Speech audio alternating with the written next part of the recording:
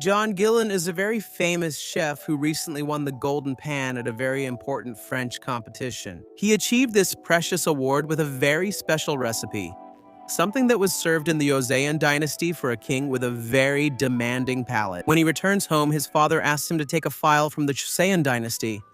While he is on the plane, there is an eclipse. Because of that, the passenger next to him spills coffee on the file. While cleaning it, he notices that it was a recipe book. Out of curiosity, he starts reading it and notices something very, very familiar, but also something magical. It happens, and suddenly he finds himself traveling through time. That's how he arrives in Korea, but 500 years in the past. At the same time, the king of that era was out hunting. That day, there was also an eclipse, and in that era, it was considered something mystical. The king was supposed to perform a ritual to appease the gods, but he didn't believe in such things. He thought they were just superstitions, until something magical happens and he suddenly travels through it. Suddenly, the king sees a fox, and since he was bored, he wants to hunt it. That's how he meets Jiyun, who was trapped in a net.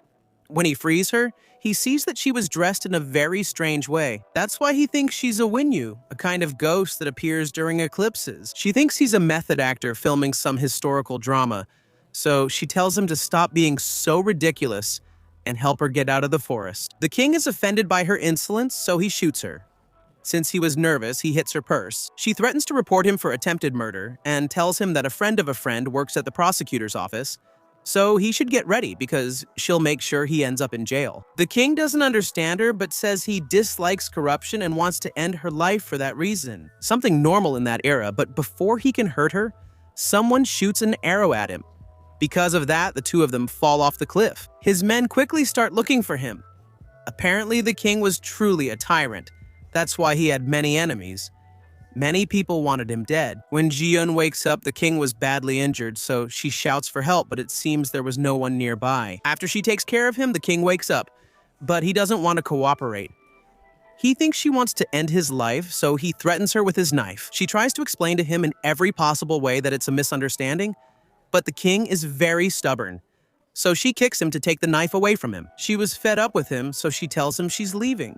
But he already wants to end her life, so he threatens her with his knife. She tries to explain to him that the king orders her to stay. She shows him her skill with the knife and tells him to leave her alone. But the king lunges at her. Jiyun throws sand at him and manages to free herself, then knocks him out with a headbutt so he won't bother her anymore. She ties him up, but when she sees he's hurt, she feels sorry and wakes him, telling him to follow her. The king was afraid of being alone, so he had no choice but to obey. At night, the whole palace had found out that the king was missing. Like everyone else, they thought that one of his many enemies had finally gotten their revenge, so they weren't too worried. Meanwhile, the king was exhausted and wanted some water. Jiyun tells him to stop acting already because he's starting to annoy her. The king once again reminds her that he is the king of these lands, and that she must obey all his orders. She still doesn't believe him, so the king resorts to more extreme measures and tells her that if she brings him to the palace, he will make her. His concubine, Jiyun, gets upset and hits him, then manages to reach a house. The king kicks the door open and tells her that everyone and everything in that land belongs to him. That house was a koto, meaning a house that the king had confiscated to give to one of his subjects. Jiyun remembers her history classes and tells the king that one of the greatest tyrants of Korea lived during that time, who killed his male subjects, stole their houses, and took all the women to expand his lineage. Upon hearing this, the king is offended because to him he wasn't as bad as described. He only wanted to punish traitors and expand his lineage to restore order in the country. He also tells him that there is no greater honor for a woman than to give the king a child. She tells him that sounds like a womanizer and that she doesn't like womanizers, so she'll leave him tied up as punishment. Then she finds clothes in the house. Suddenly someone makes a noise, Jiyun gets scared, and decides to see who it is. Apparently it was a girl who was hiding. Jiyun still can't believe that she has traveled to the past. She thinks that it's all a joke or a very bad dream. But as she asks more and more questions, she realizes that she really did travel to the past. But her mind still doesn't want to believe it. She thinks she's in a dream. But when she gets hungry, she confirms that it can't be a dream. When her stomach growls, the girl offers her something to eat. The girl's name was Yelga, and she was a natural gatherer due to her excellent sense of smell. Jiyun prepares a very special dish. And to make it even more delicious, she adds the spicy seasoning and butter she brought from the future. Since the king hadn't eaten either, she offers him some of the food she prepared, but he tells her he doesn't want her food because it might be poisoned. Jiyun, offended, tastes it to prove it's not poisoned. When the king takes a bite, he thinks he's going to die because it was too spicy, or at least for the two of them. Because for Jiyun, it was very mild. She tells them that if they don't want it, then she'll eat it all herself. But after the burning sensation calms down, the king and the girl say that for some reason, they want to eat more, even though this spiciness is very delicious. Suddenly, while Jiyun is feeding him, the king remembers his mother and can't help but cry. Jiyun doesn't understand why he's crying. She tells him it wasn't that spicy. Later, the king falls asleep, and as revenge, Jiyun covers him with a stinky blanket. Then, the two girls go to the cliff to look for the lost bag, but the king's guards had arrived at the house. When they rescue them, he was furious, and they ask him to capture Jiyun. Also, as punishment, he sets the house on fire. Meanwhile, Yelge tells him why she was hiding in that house. Apparently, the Chejon had started and they were kidnapping all the young girls. Since she was afraid of him, she was hiding in that house. Suddenly, the governor appears, who was kidnapping all the women for the Chejon. Yelge hides, but Jiyun asks them for help when they are discovered. Instead of helping them, they lock them up. That's when Jiyun accepts her reality. She left 500 years in the past. Later, the governor of the place selects the girls. Only young women could be part of the Chejon. The older ones were sent to the kitchen. At that time, being over 25 years old was already considered an older woman. Jiyun was 27, so they sent her to the kitchen. Yelgen had just turned 18, but she didn't want to be any nobleman's concubine, so she tells him she's 28. The governor believes her and also sends her to the kitchen. Both girls were happy, although a little offended. When they arrived at the kitchen, Jiyun was very excited because she could see the real traditional Korean kitchen. But it turns out that none of the women were cooks. They were all peasants, so each one did what she knew. They were completely disorganized when they saw the mess. Jiyun wanted to organize them, but since she was very young, no one paid attention to her. She suggested that they should first find out who they were going to cook for so everyone would benefit. Upon hearing this, the governor said that the king's secretary would go in person, and if she's able to please him with her food, then he will set all the women free. But if her food doesn't live up to expectations, then she could even lose her life. Jiyun gets scared, but she has a lot of confidence in her cooking skills. Although what she didn't know is that the IM family was never satisfied. They always found a flaw in the food in order to threaten the families and receive a good bribe. Even so, Jiyun had already committed herself, so she had no choice but to do her best. To finish quickly and make the dish according to the guests, she organizes all the women and tells them that after preparing the food, everyone will be free. Jiyun decides to cook a French-style steak, but with a special touch. She will add the specialty from all the villages in the region. That way, each woman could do what she does best. The problem was the meat, which was too tough, so it had to be simmered. That was the only way to make the meat tender. The meat had to be cooked at 50 degrees Celsius. Since she didn't have a thermometer, she used her hand. Yelge was very worried, but Jiyun was already an expert. Meanwhile, the king's secretary was choosing girls for the Chejon, but none of them seemed beautiful enough to him. Also, there was an older woman who had sneaked in among them, but the king's men did not have good intentions. They already had a girl in mind, the governor's daughter. She had just turned 16, and they wanted to take her as an offering for the king. Back in the kitchen, it turned out that the meat was now completely tender, so they were ready to serve the food. The king's men were very particular. When they see the food, they're not satisfied, because at first glance it looked like a dish that was too simple. So they want to punish him without even tasting it. That's why they send for the cook so she can explain why she's offending them in that way. Jiyun tells them that before judging her dish, they should taste it. The king's secretary is amazed to see how confident she is in her food. That's why he tells her that he'll try it, but if he doesn't like it, she'll be punished to death. Jiyun decides to take the risk and tells him to hurry, because if it gets cold, it won't taste the same. The king's secretary agrees, but tells her there's one more condition. He had captured the governor's daughter and tells her that they will make a bet. If he doesn't like the food, then the girl will be taken to the king, up to his level, and then everyone will be forgiven. When he tastes the first bite, the king's men are fascinated. It was a flavor they had never tasted before, but even though it was very delicious, they have to pretend that they don't like it, and that it's just an ordinary dish. The governor's father decided to try it, and he calls the king's men liars. because that dish had a flavor he had never experienced before. That's why he grabs his sword and wants to finish them off. But the governor stops him because he knew he would hurt one of those men. He would not only lose his daughter, but his entire family. Angry and desperate, the governor orders Jiyong to be punished. Luckily, the king arrives, who had heard everything. Since he was picky about food, he wanted to try the dish. Jiyong felt bad, because all that time he had treated the king very badly, and he was afraid that the king would take revenge at that moment.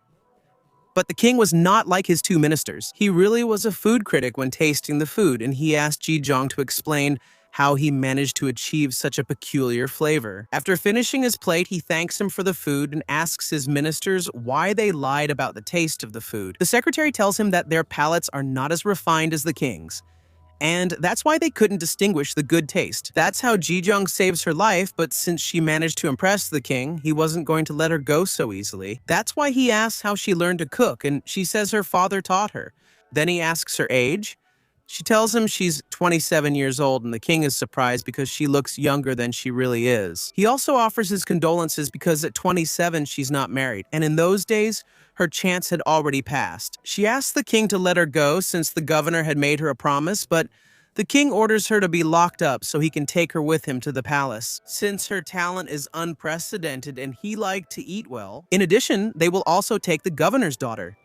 The governor's father was furious because his granddaughter was just a child, but the king tells him that she is almost old enough to get married. The old man tells him that he shouldn't act like that the fourth consort is manipulating him to become a tyrant king, but the reality is that the king was aware of all the acts of corruption. In fact, it was his idea to capture the old man's granddaughter, since the governor's father was the one who condemned his mother.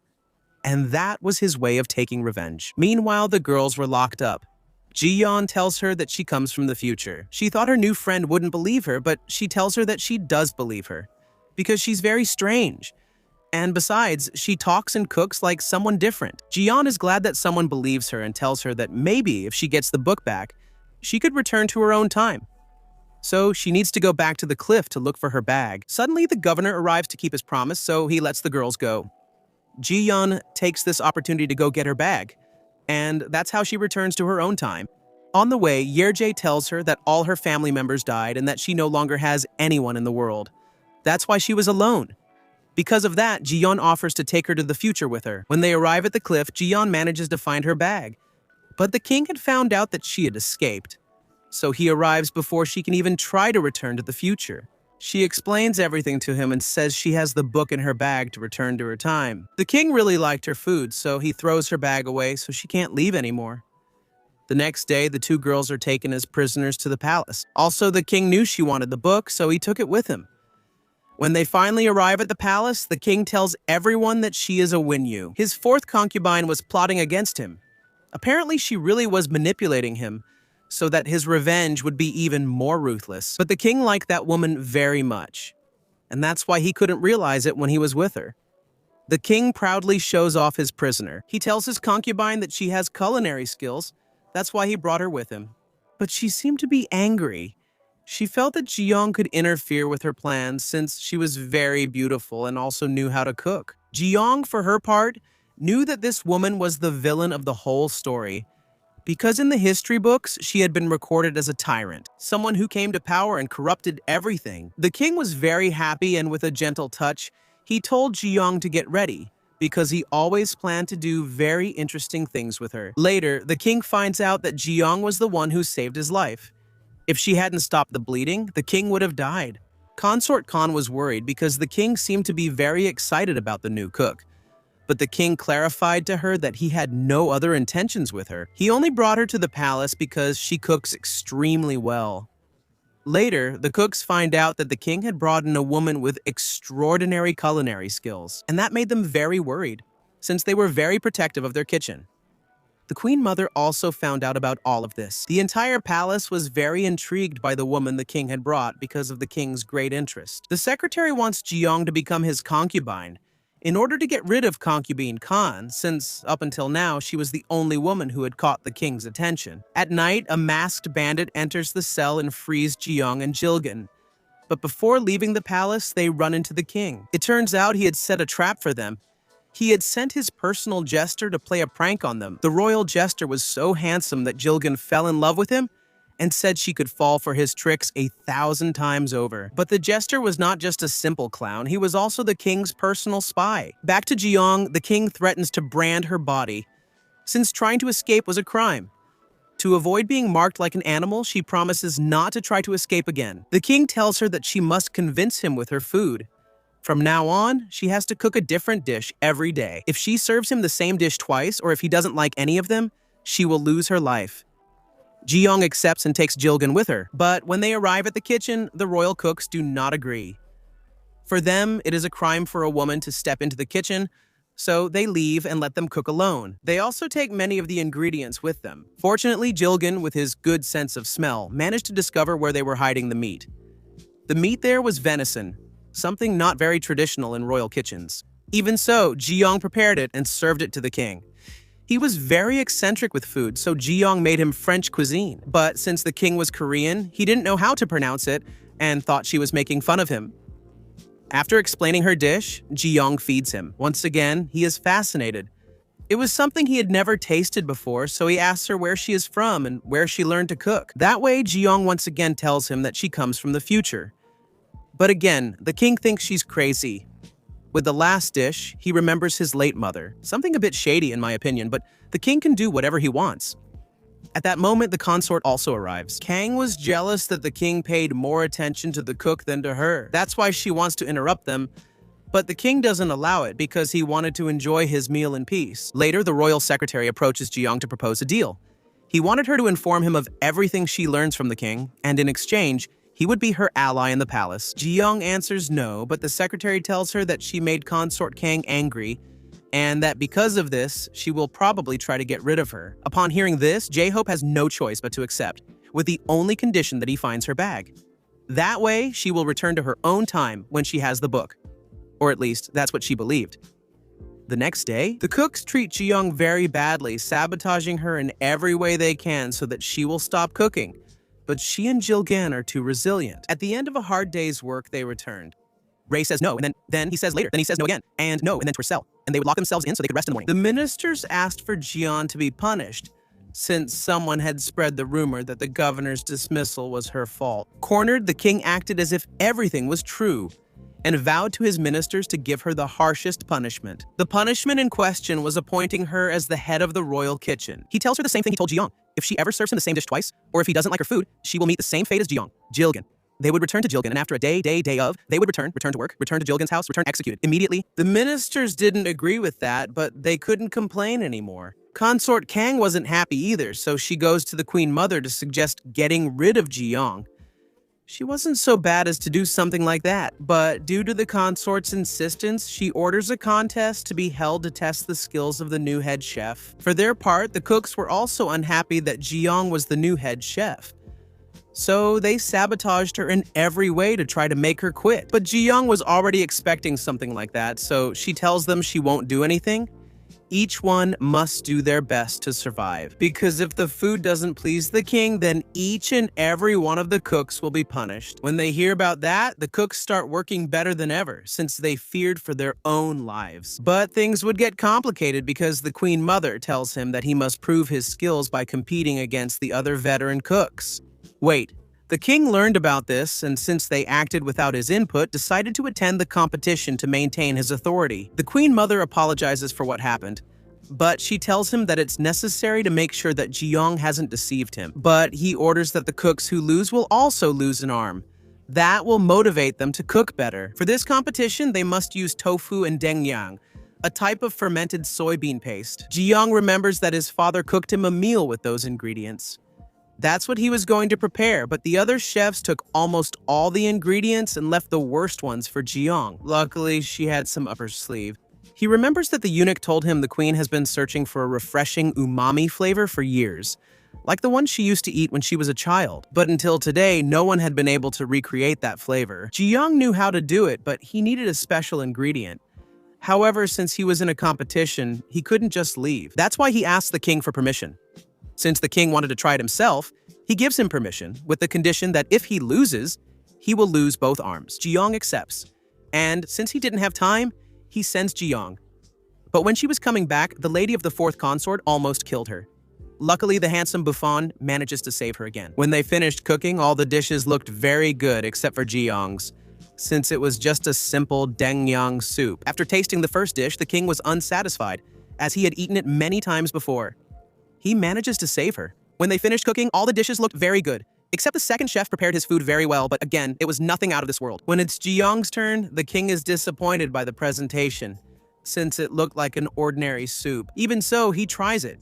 And with the first bite, the queen's face changes completely with each spoonful. He remembered his childhood and the food his mother used to make for him, so he couldn't help but shed a few tears. He also served it with spinach because he knew the queen wasn't eating well, and that's why her bones were weak. Jiyong tells the queen that food, besides being delicious, should also be nutritious. After finishing the meal, Jiyong is declared the winner. The king was a man of his word, so he wanted to cut off the other cook's arms, but Jiyong asks him not to do it because he'll need them in the kitchen. As his assistants, the king, being a tyrant, wanted to do it anyway. But the queen is forced to intervene and tells him to forgive them this time. Due to the pleas of all his subjects, the king grants them his forgiveness, with the only condition that they obey Jiyong. Later, we see that the queen mother already suspected that the king knew his mother was murdered, and that apparently she was involved in such a crime. But fortunately, nothing was clear.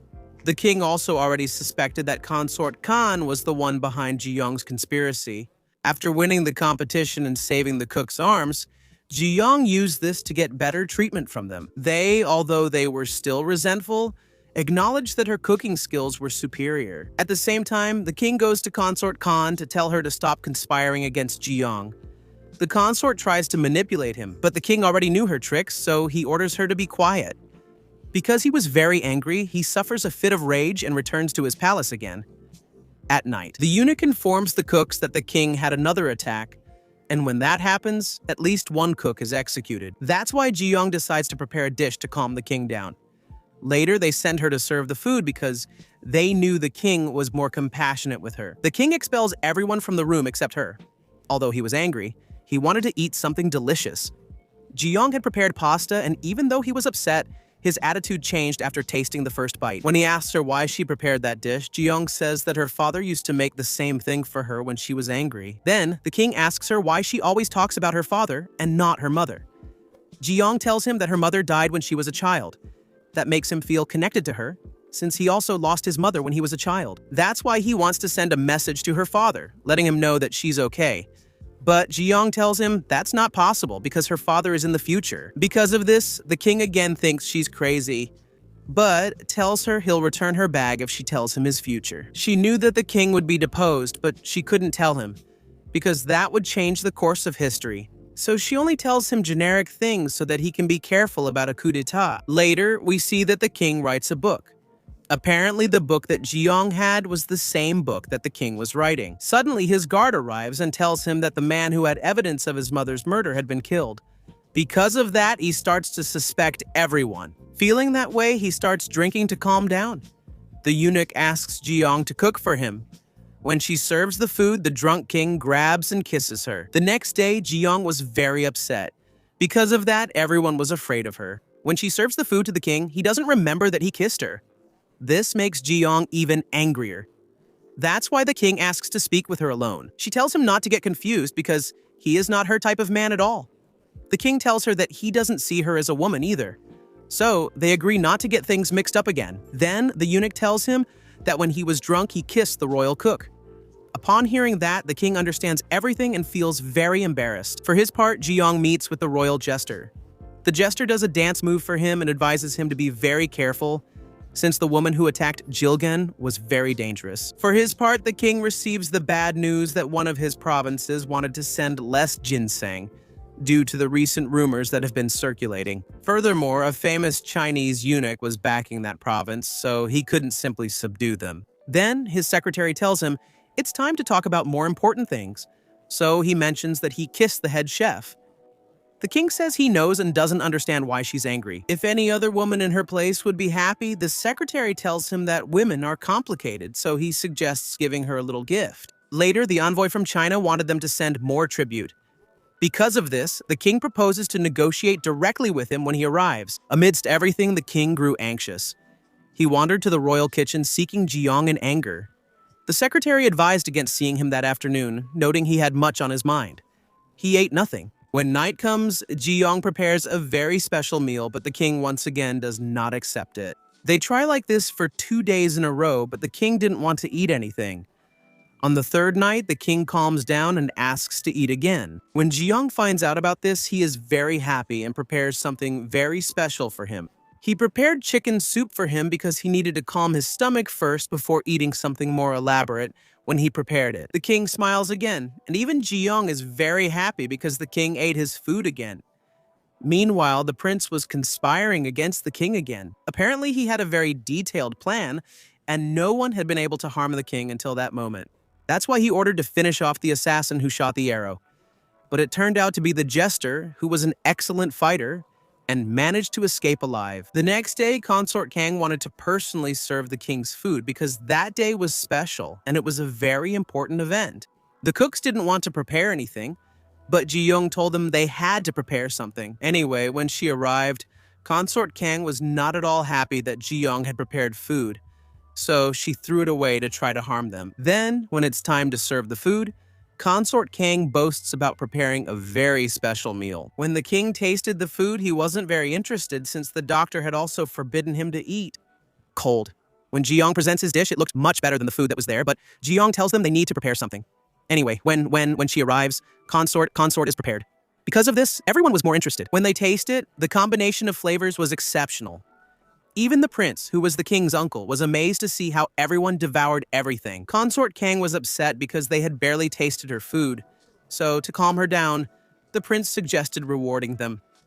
Both of them. Consort Kang says she doesn't need anything, and Jiyong can only ask for more vegetables, since he didn't want Consort Kang to find out he was looking for her purse. At night, the king's secretary had found Jiyong's purse.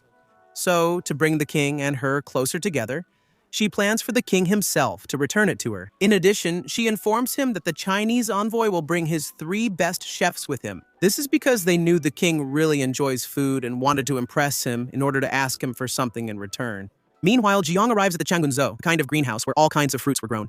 The Chinese envoy would bring his 3 best chefs with him, because they knew the king really enjoys food, flowers, and vegetables. The king tells him that as a reward, he will have unlimited access to cultivate and obtain the best ingredients in the greenhouse. Jiyong discovers that they also had chili peppers, and since they were very spicy, they considered them poisonous, but Jiyong knew they were just spicy, so she was very excited to eat it again.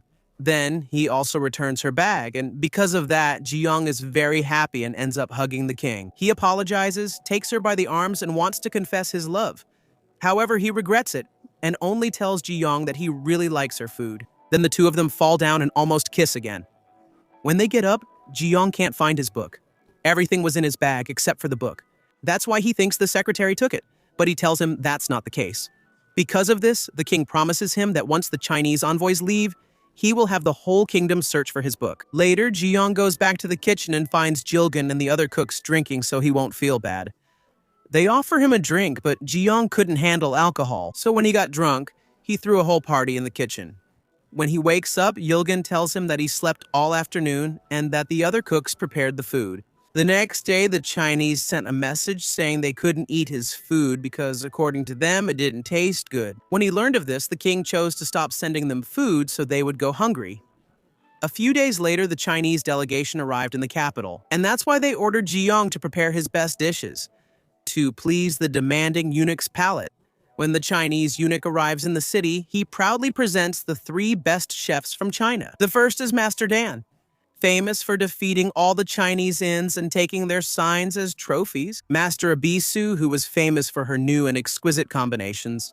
The third is Master Gomuri, a direct descendant of Confucius. The eunuch had brought his cooks to hold a culinary competition. The king is not intimidated and tells him that they also have a very special cook. Que podría vencer a sus cocineros. The eunuch doesn't believe it's possible, so he asks the king for more tributes to keep their political relations peaceful. The king refuses to do it because they are not offering them anything in return. To calm things down, Jiyong arrives with his dish. Apparently, he had prepared macarons, a very delicious French sweet. The eunuch was skeptical, so he orders his cooks to try it. When they do, they are amazed. It was something they had never tasted before. He tries it, and says that his cook definitely has good skills. So she will be a worthy rival to his own cooks. That is to say, the culinary battle would happen no matter what. The eunuch says that to make it more interesting, they should place a bet. If China wins, they will receive double the tribute. Jiyong didn't seem convinced, so she gestures to the king to reject the challenge, but the king misunderstands her signals and ends up accepting. When the meeting ends, Jiyong complains to him for not understanding her signals. But the king tells her that it's already done and there's no turning back. Now, the fate of the country is in her hands. This news is perfect for the prince, since if Jiyong loses, they'll have the perfect excuse to start a rebellion against the king. He also sends a gift to the eunuch, promising that with his support, he will ensure his victory in the contest regardless of the outcome. Also, to cause greater discontent among the ministers, he must ask for triple the tribute. Later, the jester comes closer to spy on them, but the cooks quickly approach and notice his presence. Apparently, besides being cooks, they were skilled fighters. Consort Kang was also planning her conspiracy, so she orders chef men to sabotage the competition and lose at any cost. The next day, Jiyong prepares the chili to make a spicy sauce. That would be his secret weapon. Suddenly, the king summons him. Apparently, Jiyong needed a permit to leave the palace since he needed to go to the mill to make chili powder. But he couldn't leave wearing his chef's uniform. So the king gives him clothes, and not only that, but he also accompanies him in the city when they arrive at the mill. The king wanted to give him money, but Jiyong doesn't want to accept it. Still, the king insists and tells him that he's going to need it. The owner of the mill charges him more, so in the end, he ends up spending the king's money. Meanwhile, he was buying things for Jiyong. Fabric, shoes, and many things for girls. Meanwhile, teacher Abisu goes to the kitchen and starts making fun of the cooks from Chozon. They tell her not to think so highly of herself, so they challenge her to a vegetable chopping contest. When Jiyong returns to the palace, he runs into Abisu. She tells him that his companions are pathetic. When he enters the kitchen, he sees the cooks completely defeated. Apparently, they had all lost to her. Seeing them so down, Jiyong tells them not to give up, since they will have their rematch on the day of the culinary battle. Upon hearing that, all the cooks get motivated and promise to give it their all in the competition. The next day, the drawing begins to determine what the contest will be about and which ingredients will be used. The first dish will be non-existent meat, meaning they have to prepare a dish with meat that has never been seen before. For the second contest, Chozon had to prepare a Chinese dish, and the Chinese had to prepare a Chozon dish. The third dish would be ginseng soup, something the Chinese were specialists in. Once everything is ready, the eunuch suggests raising the stakes. If they win, they must give him triple the tribute. At first, the king gets angry, but his secretary had already anticipated something like that, so if Chozon wins, they will only give them half of the tribute. The eunuch agrees, and thus the competition begins. Jiyong says they should first think about the last dish since it's the most difficult and will decide the winner. Jiyong wants to make a broth in a pressure cooker, but in that era, that technology didn't exist, so they needed a master craftsman. And at that time, there was only one man capable of doing it. When they asked the king about the master craftsman, he replied that he had been exiled many years ago. But the eunuch tells him that his nephew is just as skilled and that he's in his hometown. So that's why Jiyong wants to go in person to give him the instructions. The king wanted to accompany her, but he couldn't leave the palace, so he sends his secretary. But when he sees that they look good together, he gets jealous and decides to go in his place. So that the palace wouldn't be left alone, he leaves the secretary as his replacement. At noon, the king was tired since he wasn't used to walking. His feet could barely take it. When they arrive at the master's house, the king opens the door without permission. This way, he triggers the craftsman's trap. For a moment, they thought they were going to die, but in reality, he was just cooking puffed rice. When Jiyong sees his machine, he realizes that the master craftsman has enough skill to make the pressure cooker he needs so much. But the master didn't want to help them. Apparently, he hated the royal family for expelling his uncle. So he threatens to shoot arrows if they don't leave. Before leaving, Jiyong tells him that his rice would taste better with sugar. To win him over, he gives him some so he can try it next time. The king was upset and wanted to force him to help, but Jiyong tells him that would only have the opposite effect. That's why they needed to convince him in another way. After a few hours, Jiyong approaches and shows his plans to the master. When he sees them, he is fascinated. He thought it was a very interesting challenge, but he didn't want to help anyone from the royal palace. So once again, he asks Jiyong to leave. The king wants to use force again, but Jiyong tells him once more that he won't achieve anything that way. He could even pretend to help them and then sabotage them. Meanwhile, in the palace, the cookman was acting very strange. He was teaching Jilgan how to cook, but he was being too harsh with her. He told her that if she doesn't improve, it will be useless. In the competition, the prince also started sabotaging the competition. He gave away all the chili that Jiyong and the cooks had prepared with so much care. Back with Jiyong, he had come up with a brilliant idea to win the master's favor. He was going to prepare the special dish from his hometown, hoping to touch his heart. Once he prepares the dish, he starts fanning the smoke so that the delicious aroma reaches the master. After a while, the master smells a familiar aroma, so he comes closer to see what it is. When he sees that Jiyong prepared it, he feels a bit suspicious, but when he sees them eating, he can't help but feel hungry. And I tell him to come closer with confidence and that he can eat whatever he wants. After eating, he feels a bit suspicious, but when he sees them eating, he can't help but feel hungry. Jiyong tells him that thanks to his uncle's work, the country improved a lot, and in the future, he would be remembered as one of the greatest geniuses of the era. This moves the master, so he agrees to help them. Since they had to do it quickly, the jester would stay to help him, and the others would go to the mountain to get fresh ingredients. The day of the competition was getting closer, and everyone in the palace was conspiring for Chosun to lose. Even the prince sent men to remove Jiyong before he returned to the palace. Jiyong approaches confidently, accusing them of conspiring. However, Cook Dan had discovered this and told the royal secretary. When he discovers the message, he goes out. He goes out immediately to rescue him.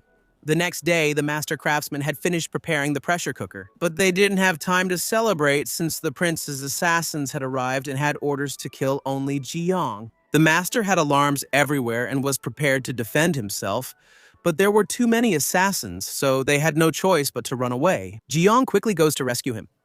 The next day, the master craftsman finishes preparations, but the pot lid remains at the master's house. As they flee, the commander faces the assassins but is outnumbered. Then, the jester also stays behind to delay them. But there were still too many assassins. In the end, they managed to corner them. But fortunately, at that moment, the secretary arrives with many royal guards. That's how they managed to save them and finish off the assassins. Seeing so much death, Jiyong faints. Then we see that the jester and the commander had managed to survive. When Jiyong wakes up, she is very scared, but she is grateful that everyone is okay.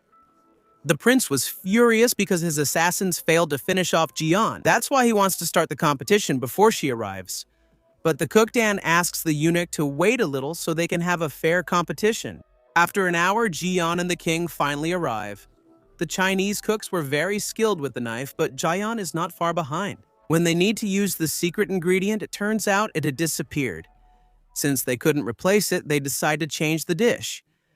Now they'll make meat and wine. Everyone thought Chosun was going to lose, but the king still trusted them. When the set time was almost up, we see that Abishu had the chili powder that Jiyun had made. But since they didn't have time, he decided to ignore it and continue with his dish. When they finally finished, Jiyun was the first to present her dish, and when everyone tasted it, they were amazed. Without a doubt, it was something that had never been seen before, but as expected, the eunuch tried to belittle it. Then it was Abisu's turn. She had made a kind of spicy chicken, but it was very balanced. It wasn't as spicy as the one Jiyun made. The king begins to suspect where she got the secret ingredient from, since at that time, many considered it a poison. Because of this, Jiyun asks the king for permission to test her theory. The eunuch flatly refuses, but the honorable Master Bon hands over the dish since, for him, winning by cheating was worse than losing.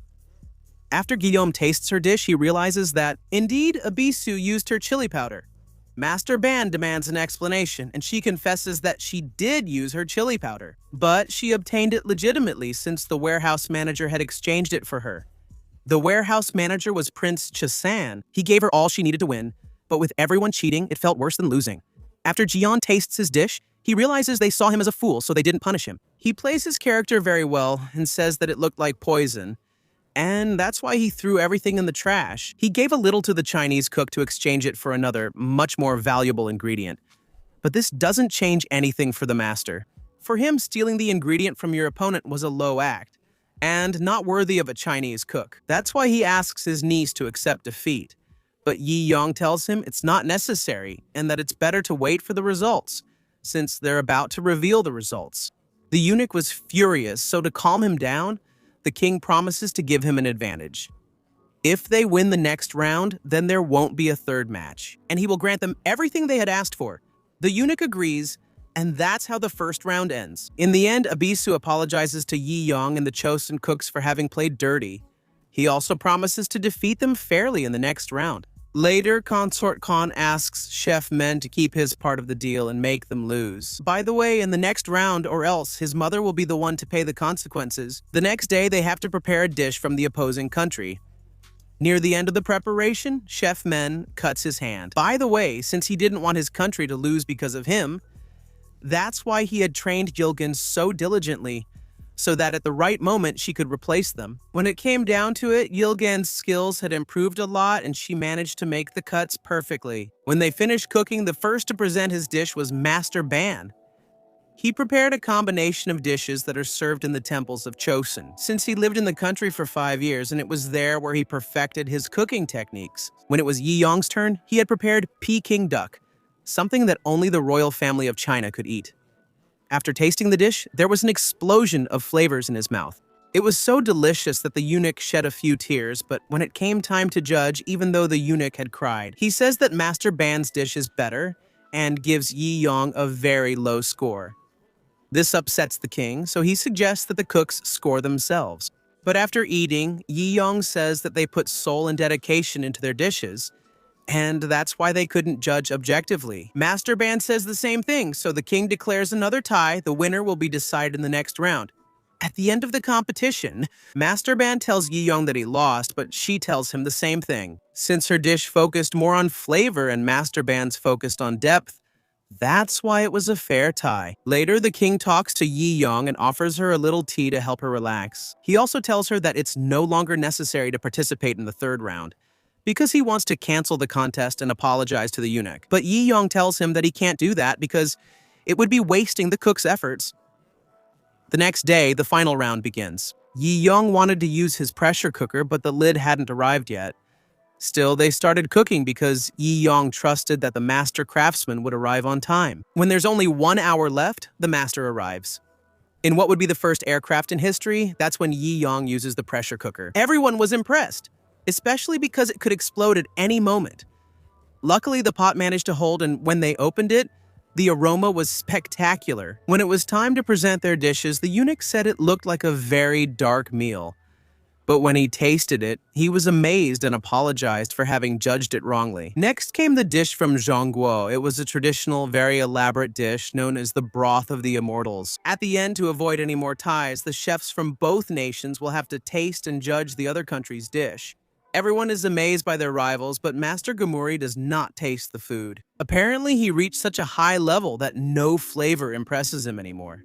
So he lost the desire to eat any dish without even tasting it. Jiyong already knew about this disorder, so he mixes everything into a soup. Apparently, if the dish wasn't complete, his mind didn't see it as food. When he tastes it, he remembers the flavor of his childhood.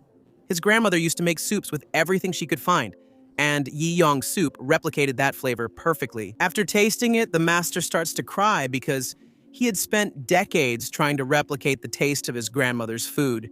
And he had finally succeeded. Jiyong tells him that he served the dish with a lot of care and that his grandmother probably prepared the food with a lot of love, which is why it tasted so exquisite. Upon hearing that, Master Gamori accepts his defeat and gives his vote to Jiyong. In this way, Chosun wins the battle. But the eunuch would not leave just like that. He accepts his defeat, but he wants to take Jiyong with him. As a consolation prize, the king tells him no and then headbutts him. Because of that, the eunuch says that as a consolation prize, the king tells him no and then headbutts him. Because of this, the eunuch says he got into serious trouble with the kingdom of Min. But before things get out of control, the queen mother arrives. Apparently, the emperor of China had not sent the eunuch to ask for more tributes. The queen mother personally asked her aunt, the emperor's second concubine. She told her the whole truth. And because of that, the eunuch begs for mercy, tells her he will forget everything and will ask the emperor for better treatment. For Chozan, the king agrees to let them go. The queen mother, who saved them, requests only one favor and promises to ask the emperor for better treatment for Chosun. The queen also wants Prince Jimyeon to try Jiyon's food, so the king agrees, ending the competition. Later, Prince Chesan was planning his next conspiracy.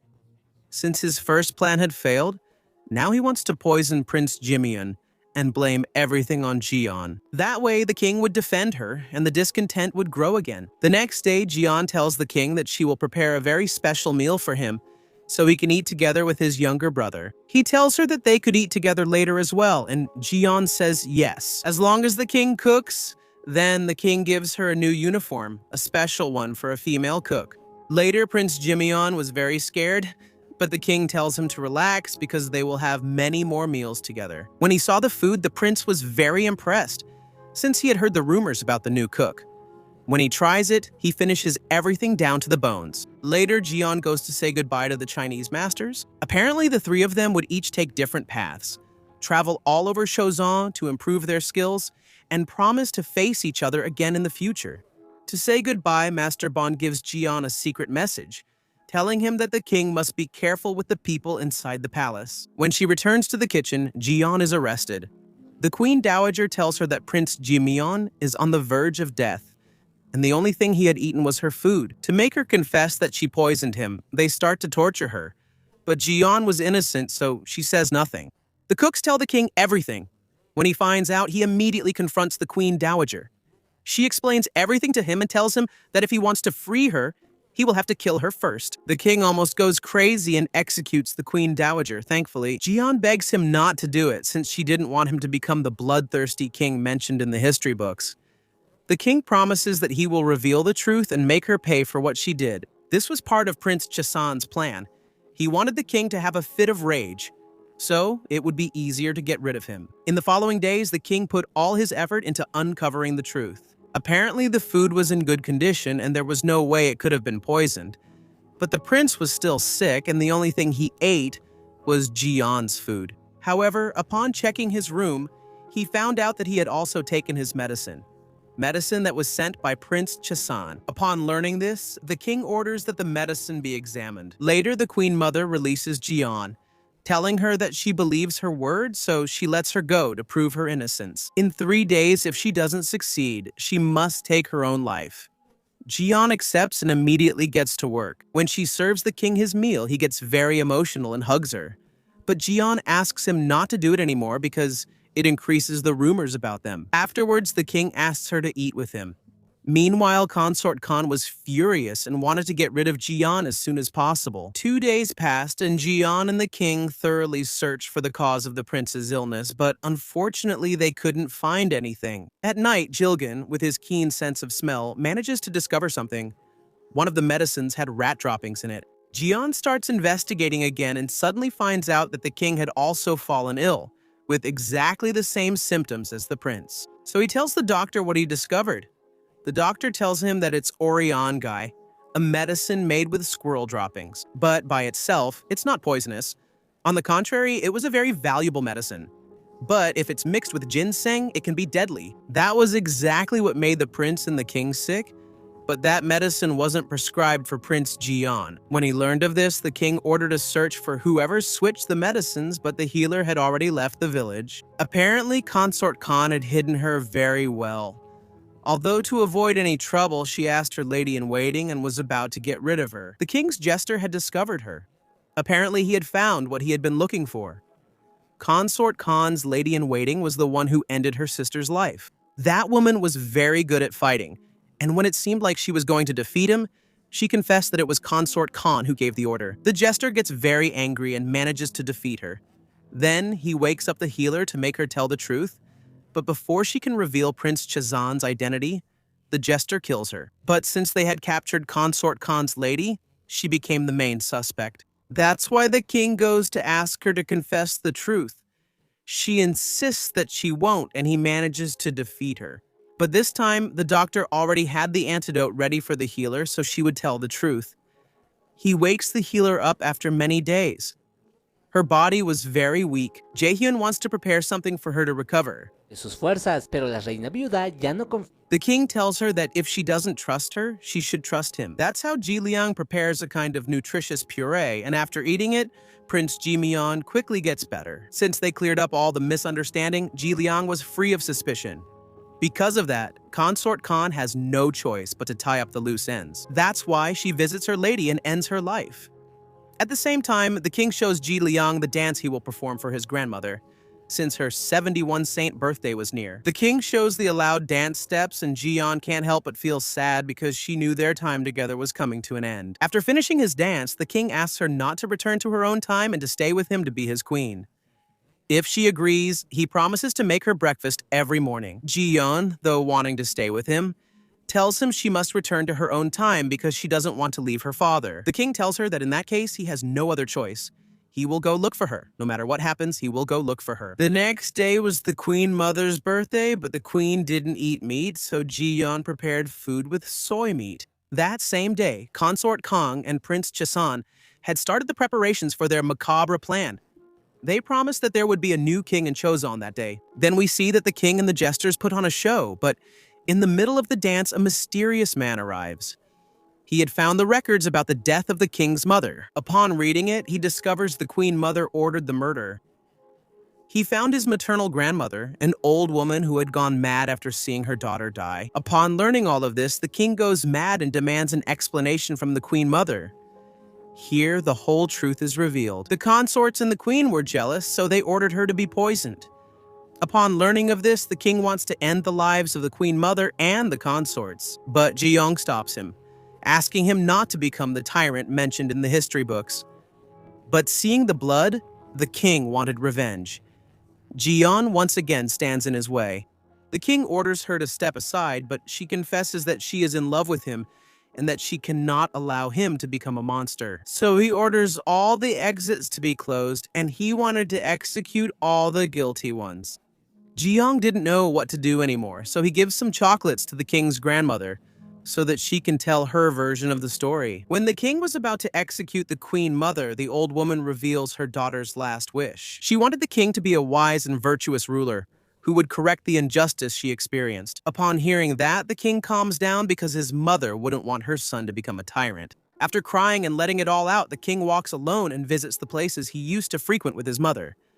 When he calms down, the king confesses that he no longer has a purpose. The only thing that kept him in power was avenging his mother. Now he didn't know anymore. Al mismo tiempo, el secretario de That Prince Chesan was behind all of this. But it was already too late because he was very cunning and wasn't going to let anyone ruin his plans. The queen mother felt very guilty, and the dowager queen was also very scared. That's why she wanted Jiyong to become a consort, since she was the only one who could control the king. For her part, Jiyun tells the king that he should eat something with his grandmother before they grow even further apart, so she will prepare something special. But Prince Chesan had already begun preparations to overthrow the king. One of the ministers had overheard his plans. He quickly runs to warn the king, but the ministers take his life. Then they capture Jiyun. They wanted to use her as bait. Luckily, the jester manages to save her. But unfortunately, that wouldn't matter much, because the king receives a message saying that Jiyong was captured and taken to the forest where the rebels were. When the king sets out, it turns out it was all a trap to get him out of the palace. The prince becomes the ruler, but Prince Chesan becomes a wise ruler. Chesan, a wise ruler. The prince, a wise ruler. A wise ruler. A wise ruler. The prince becomes a wise ruler. Prince Chesan puts on his clothes and mask and starts killing everyone in the palace. In the end, he reaches the queen mother, and she recognizes Prince Chesan. He mocks her and tells her that none of this would have happened if they had made him king instead of his nephew. After ending her life, she laments, but at the same time feels peace since it was not the king who ended her life. Then, Prince Chesan orders his army of rebels to kill all the king's servants. The lady who tastes the food, the eunuch, everyone. All the other servants were executed. At the same time, the king arrived at the forest where he found the secretary tied up. The secretary told him that it was all a trap and that he should leave as soon as possible. But it was already too late. The enemies had him surrounded. In trying to save him, the secretary ended up losing his life. Seeing his friend dead, the king unleashed his fury and began to fight against all the bandits. Jiyun, for her part, is also attacked, but the jesters managed to get her out of the palace. Meanwhile, Prince Chesan finishes off the last ministers who were not loyal to him. When he finally finishes with everyone, he goes to Prince Jiyong. He tells him that the tyrant king got rid of everyone, and that's why he had to rebel to protect them. Since the throne cannot be left empty, he proposes that Prince Jimeon ascend to power. The Queen Dowager refuses to do so because it would be the symbol of rebellion. Identify main events and actions. Remove repetition and unnecessary details. Keep proper names and key plot points. Maintain original perspective. Ensure grammatical accuracy. Chesan tells her she has no choice. The next day, the new king's coronation begins. The queen is afraid. The prince leaves the rebels. Chesan goes to confront him. She must obey to win the people's favor. Plot king, the king plots. Plot the plot king, the plot the king, the plot king, plot the king, the one of the plot, the king of the They spread all kinds of rumors and blame all the deaths on the tyrant king. Since the new king was still very young, Prince Chasan would take his place until he was old enough to rule.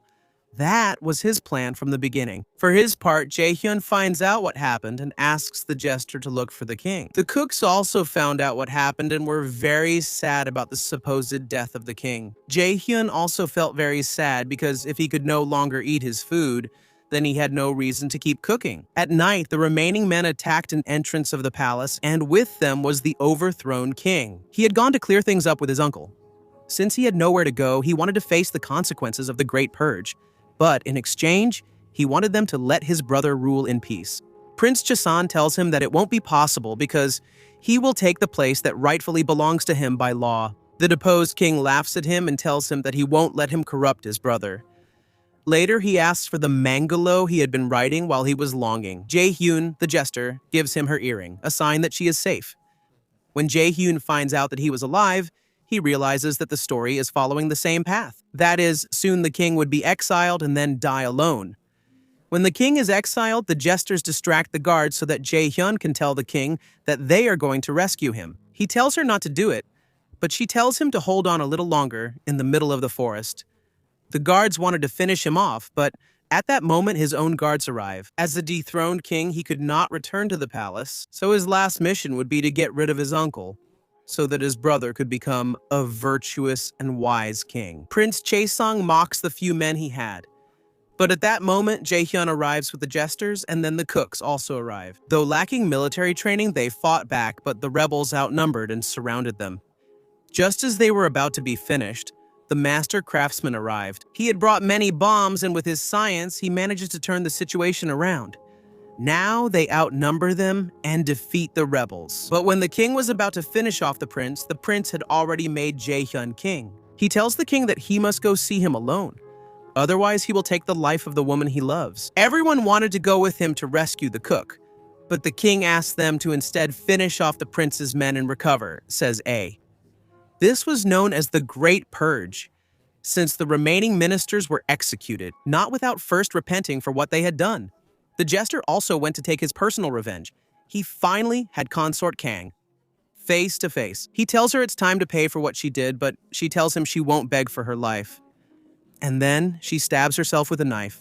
Anyway, the jester wanted her to die by his hand, so he finished her off with his sword. After revenge, his sister. The jester felt empty. At night, the king arrives with Prince Chasen. He had 3 guards with him. The prince starts fighting them, but no matter how strong he was, there were too many guards. In the end, Jaehyun manages to break free and asks the king to escape together when he wants to go help him. She sees the mangalo that the king had written. It was exactly the same book that brought her there. That's how she realizes that she didn't actually change the story. She was always part of Chaisen's story. Then, the king manages to defeat the guards before facing his uncle. He asks him to surrender, but his uncle replies that only one of them will leave alive. When Prince Chaesan is about to strike him down, Jaehyun steps in his way and saves the king's life. When the king sees that Jaehyun is wounded, he finishes off Prince Chaesan. And as Jaehyun is about to die, a portal opens and she returns. In the future, the king does nothing but cry inconsolably, but a page from the book comes loose. It's the missing page. Prince Chaesan was tougher than a cockroach and still wanted to finish off the king. But he cuts him down again with his sword, and this time it was all over. Meanwhile, Jaehyun wakes up in the future. Everything was real because he had the scar from the cut on his back. When he returns home, he misses the king a lot. So he reads the manhwa trying to go back to the past, but no matter how much he reads it, nothing happens anymore.